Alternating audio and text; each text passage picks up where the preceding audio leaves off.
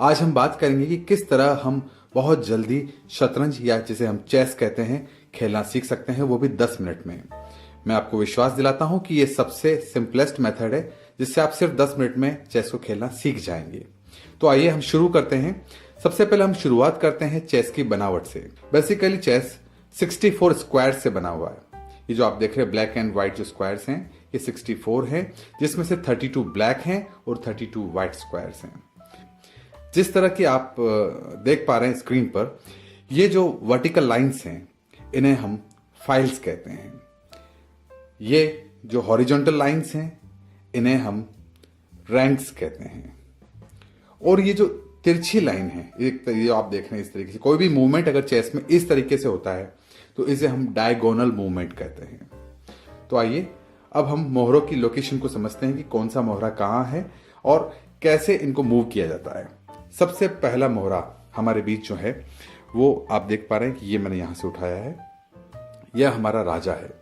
राजा की लोकेशन इस बात पर निर्भर करती है कि इसका कलर कौन सा है। यदि ये ब्लैक कलर का राजा है तो हमेशा ये व्हाइट कलर के स्क्वायर पर रहेगा, और यदि यह व्हाइट है तो ब्लैक स्क्वायर पर रहेगा। क्योंकि अभी हमारा राजा ब्लैक है तो मैं इसे व्हाइट स्क्वायर पर रखता हूं। राजा को हम किंग कहते हैं। नेक्स्ट जो हमारे पास मोहरा है वह है हमारा वजीर, जिसे हम इंग्लिश में क्वीन भी कहते हैं। यह हमारा सबसे पावरफुल मोहरा है जो चेस में किसी भी दिशा में चल सकता है, जिसको हम अभी आगे देखेंगे। राजा के जस्ट पास में रहता है वजीर। नेक्स्ट हमारा जो मोहरा है वो मोहरा है हमारा ऊंट। ऊंट को हम बिशप भी कहते हैं। बिशप की लोकेशन हमेशा वजीर के इस तरफ और राजा के उस तरफ। चूंकि दो बिशप होते हैं, दो ऊंट होते हैं, तो आप पाएंगे कि इस तरीके से दोनों तरफ बिशप या ऊंट। अगला मोहरा जो हमारे पास है वह है घोड़ा। घोड़े को हम नाइट भी कहते हैं। नाइट दो होते हैं और हमेशा ऊंट के पास में होते हैं।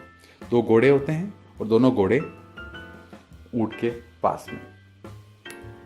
इस तरीके से अब हमारे पास दो कॉर्नर खाली बचे हैं। कॉर्नर्स में हमारे पास होता है यह हाथी। हाथी को हम रूक भी कहते हैं। दोनों कॉर्नर्स पर एक एक रूक हम रखते हैं। तो एक बार हम फिर से समराइज कर लेते हैं।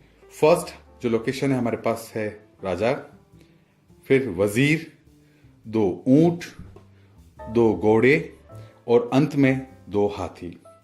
आगे की तरफ जो मोर्चा संभालते हैं वो है हमारे पॉन, ये जिन्हें हम प्यादे भी कहते हैं। ये सभी आगे की तरफ इस तरीके से इनको प्रोटेक्ट करते हुए एक एक करके ये सभी प्यादे आगे आते हैं। ये एक खिलाड़ी की पोजीशन है जो इस तरीके से यहां पर जमती है। ठीक उसी प्रकार आपके प्रतिद्वंदी जो खिलाड़ी है उनके भी हम मोहरे इसी प्रकार जमाएंगे, कुछ इस तरह।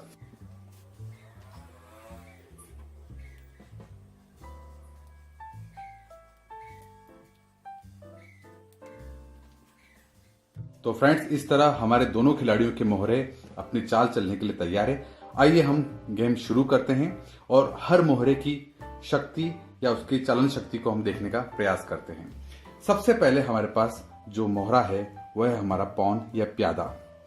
प्यादे की एक विशेषता होती है कि प्यादा शुरुआत में 1 कदम या 2 कदम अपनी सहूलियत के अनुसार खिलाड़ी चल सकता है। वह 1 कदम भी चल सकता है और 2 कदम भी चल सकता है। लेकिन जब सामने वाले खिलाड़ी का अगर प्यादा यहाँ पर है, कोई भी अगर मोहरा यहाँ रखा है, तो वह उसे कैप्चर नहीं कर सकता, इस तरीके से नहीं मार सकता। हमेशा प्यादा क्रॉस में ही मारेगा। ये इस तरीके से इसे मार सकता है और इसे बाहर कर सकता है, लेकिन आमने सामने नहीं। प्यादा किसी भी बड़े मोहरे को मार सकता है, लेकिन शर्त यह रहेगी कि वो क्रॉस में मार सकता है। और यदि एक और नियम, प्यादा चलता हुआ यदि इस तरह आगे तक अंतिम जो रैंक तक पहुंच जाता है तो वह आगे चलकर कुछ भी बन सकता है।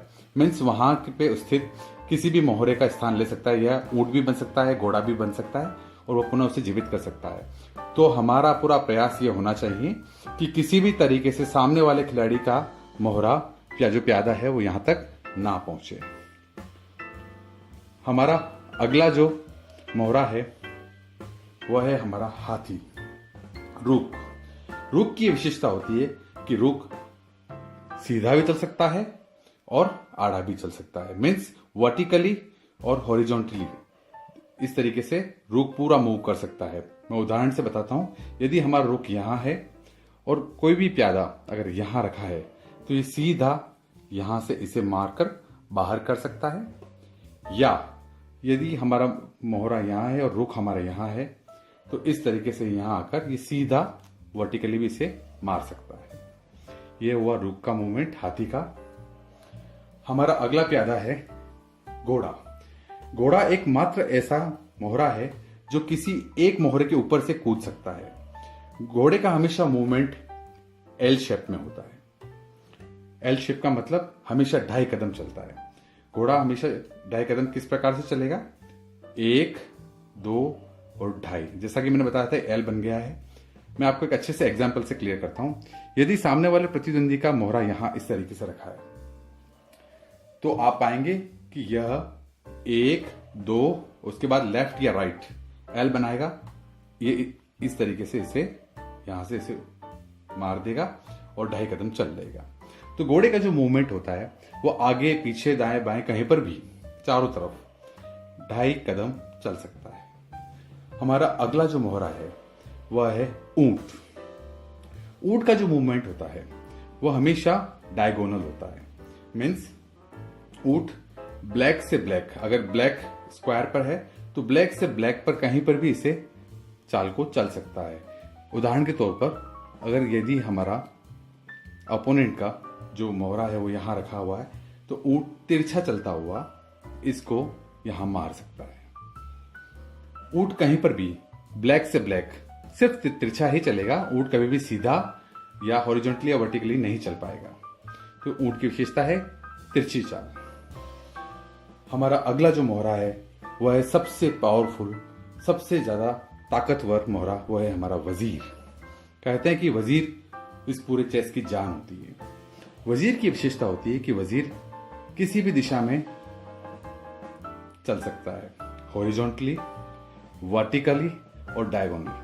कहीं पर भी किसी भी तरीके के मूवमेंट को उसको परफॉर्म कर सकता है। यदि कोई हमारे पास मोहरा यहां है तो उसे ऐसे भी मार सकता है। यदि कोई मोहरा इस जगह है तो वह उसे ऐसे भी मार सकता है, और कोई मोहरा यदि तिरछा रखा है तो इस प्रकार ऐसे भी मार सकता है। तो वजीर किसी भी दिशा में आगे पीछे चल सकता है। एक और विशेषता मैं बताना चाहूंगा हमारे राजा की। अंत में जो सबसे महत्वपूर्ण किरदार है वो राजा है। कहने को तो राजा है, लेकिन इसकी एक लिमिटेशन है कि राजा सिर्फ 1 कदम चल सकता है।